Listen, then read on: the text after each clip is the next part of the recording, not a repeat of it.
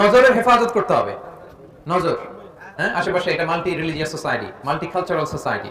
এখানে অনেক ধর্মের লোকজন আছে, তারা তাদের মতো চলবে, উঠবে, ফিরবে, কিন্তু আমাদের নজরকে কি করতে হবে? হেফাজত করতে হবে। এখানে মদ টদ খাওয়ার অভ্যাস আছে নাকি আশেপাশে? হ্যাঁ, ও এটার সাউন্ড তো দেখে অনেক বেশি। এটাও আছে?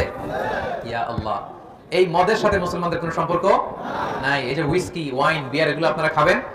হাত দিয়ে ছোবেন? এখানে আশেপাশে অনেকে খায়, অনেক দেশের ন্যাশনালিটি আছে।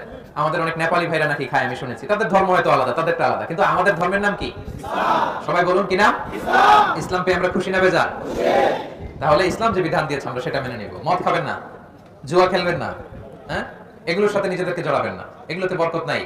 মদ খেলে এই শয়তান আপনার ব্রেনকে কন্ট্রোল করে, আপনি আর কন্ট্রোল করতে পারবেন না। কোনটা ভালো কোনটা খারাপ আপনি বুঝবেনই না। এই ব্রেনের কন্ট্রোল নিয়ে নিবে কে? শয়তান। আওয়াজ করে বলুন, কে নিবে? শয়তান নিয়ে নিবে। এগুলো থেকে আমরা বেঁচে থাকবো। আল্লাহ তাআলা আমাদেরকে তৌফিক দান করুন।